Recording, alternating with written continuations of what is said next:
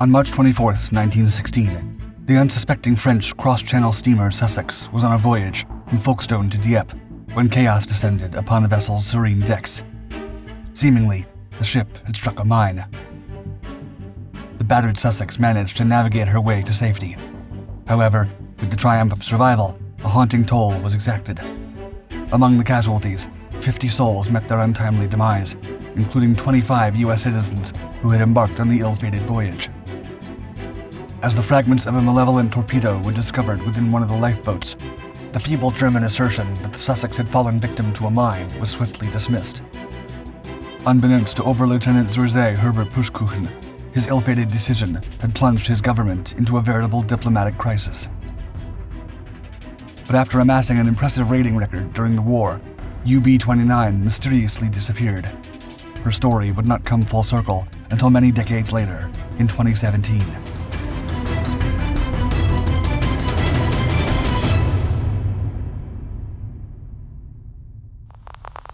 Forged in waves. UB-29 was a product of German engineering and ambition in the early 20th century. She was a formidable Type UB-2 submarine, which would go on to serve in the German Imperial Navy during the turbulent times of World War I. Launched on the last day of 1915, she was ready to undertake her dangerous duty. But it wasn't until January 18, 1916, that UB-29 was officially commissioned into the German Imperial Navy, boasting a displacement of 265 tons while gliding on the surface and 291 tons submerged beneath the waves. Her structure stretched over 36.13 meters, with a sturdy beam of 4.36 meters and a draft of 3.66 meters. Two mighty Benz six-cylinder diesel engines churned out a combined total of 267 metric horsepower to power this machine. Additionally, two Siemens Schuckert electric motors generated an impressive 280 metric horsepower, ensuring the submarine's stealthy movements beneath the surface. These engines were harnessed to a single propeller shaft. UB-29 boasted an operational depth of up to 50 meters. As it sliced through the waves, UB-29 achieved a maximum surface speed of 9.15 knots. Displaying agility and speed, while submerged beneath the surface, she maintained a top speed of 5.81 knots. When concealed beneath the waves, UB-29 could travel up to 45 nautical miles at a steady 5 knots. On the surface, she could cover an astounding distance of 6,650 nautical miles at the same speed. Equipped for combat, UB-29 possessed two 50-centimeter torpedo tubes ready to unleash devastation upon unsuspecting targets. These tubes were armed with 4 torpedoes, capable of delivering a lethal blow to enemy vessels. Additionally, a 5-centimeter SK-L-40 deck gun stood menacingly atop the submarine's deck. During her service, the U-boat would conduct 17 patrols, sinking no less than 36 enemy ships, amounting to 47,107 gross registered tons. But one particular vessel escaped her power. The fearsome commander. In the town of Bruges, nestled along the shores of the English Channel, a formidable presence loomed beneath the waves. UB-29, as part of the Flanders flotilla, proudly represented Germany's naval forces in those treacherous waters. It was March 1916 when this deadly vessel first ventured into the open sea, led by Herbert Pustkuchen, a man destined to carve his name into the annals of U-boat history. Herbert Pustkuchen, at the helm of UB-29, would earn the title of one of Germany's most fearsome U-boat aces. Among the ranks of 37 commanders, each responsible for sinking over 100,000 tons of Allied shipping during World War I, Pustkuchen claimed his place at the 31st position. His accomplishments were not in vain, as he was duly recognized for his efficiency with 2 Iron Crosses and the Distinguished Royal House Order of Hohenzollern. Yet Pustkuchen would forever be remembered for the ship that got away. The date was March 24, 1916, when the piercing gaze of UB-29 locked on to a cross-channel ferry named SS Sussex. The vessel carried 325 souls, ferrying passengers from Folkestone, England, to the picturesque town of Dieppe in France. Without a moment's warning, UB-29 unleashed a torpedo from a distance of 1,400 yards, ruthlessly tearing off the ferry's bow. Chaos ensued as lifeboats were hastily lowered, but the unforgiving sea claimed even more lives as several of them capsized. At least 50 souls were lost, while the wounded, including Americans, struggled for survival. Sussex survived and was towed to France, yet Pustkuchen had inadvertently stirred a hornet's nest. Unseen depths. In the not-so-distant past, another German U-boat had sunk the illustrious liner Lusitania in the Irish Sea, taking the lives of 128 Americans.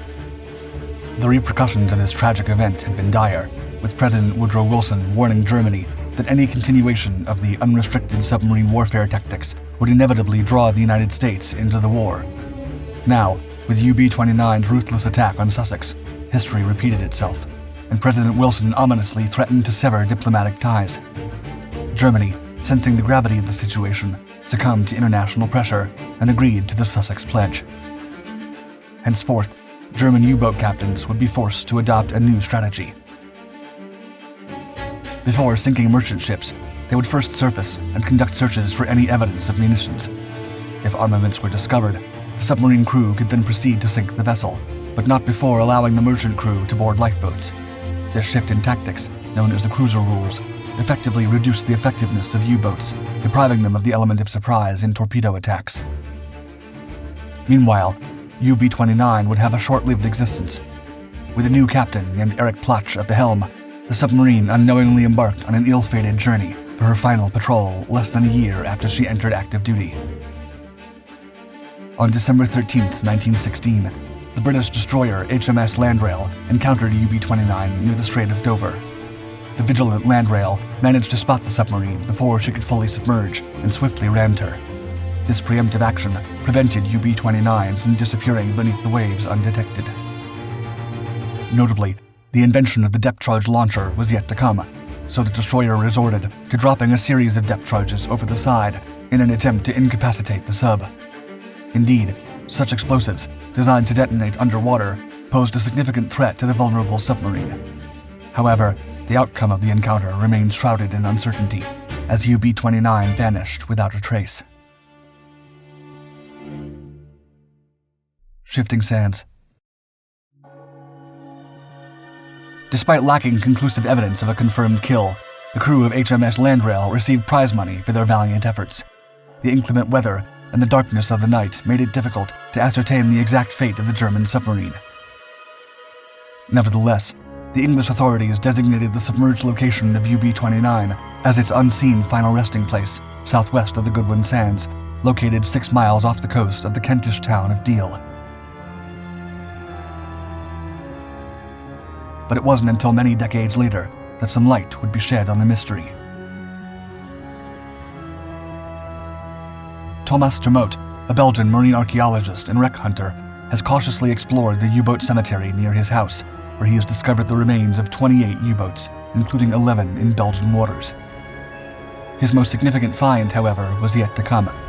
He stumbled upon a previously misidentified wreck in the English Channel. Using advanced sonar technology, he realized it was a German UB-2 class submarine, remarkably well preserved, despite an explosion that damaged one of its torpedo tubes. The submarine's identification number was corroded, making it a mystery at first. To determine her identity, Termote examined the stern and discovered a sheared-off bronze propeller. Although the submarine had an unmarked propeller, a plaque inside the torpedo tube revealed her name, UB-29. Termote's dives were closely monitored by maritime police and coastal radar due to the submarine's location in a shipping lane. His findings were announced by Belgian authorities, showcasing the exceptional condition of the submarine and her historical significance. Echoes of history. The 2017 finding of this well-preserved wreckage challenged the long-held belief that the submarine had met her demise south of Goodwin Sands following a collision with Landrail. It became apparent that an alternative narrative was required to explain the submarine's fate. According to Termote's expert guess, when Landrail collided with the submarine, the impact was so forceful that it simultaneously bent both periscopes, explaining their identical angles when discovered. The depth charges unleashed upon her caused further damage, rupturing the oil tanks. However, Termote suggests that despite these hardships, UB-29 managed to limp her way back home, a slow and painful journey of approximately 60 miles, relying solely on compass navigation. However, fate proved unkind. It was suggested that on her way to safety, UB-29 fell victim to a mine lurking beneath the waves, shattering any hopes of survival. Alternatively, another intriguing possibility emerged, suggesting that HMS Landrail may have encountered and successfully sunk a different U-boat, perhaps the UC-19, while UB-29 succumbed to unrelated circumstances. This hypothesis added another layer of mystery to the unfolding story, raising questions about the true identity of the submarines and her crew. In the wake of these revelations, the German government decided to honor the resting place of the 22 crew members entombed within the wreckage, and opted to leave the site undisturbed. However, a collection of minor artifacts discovered scattered outside the submarine's confines would be salvaged for an exhibition in Belgium, with plans to eventually deliver them to the esteemed Internationale Maritime Museum in Hamburg.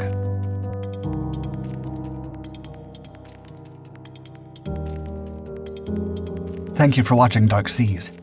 If you enjoyed it, show your support by liking and subscribing to our Dark Documentaries channels. By doing so, you'll gain access to a treasure trove of captivating historical content. And to stay up to date with our latest videos, remember to tap the notification bell. Stay tuned.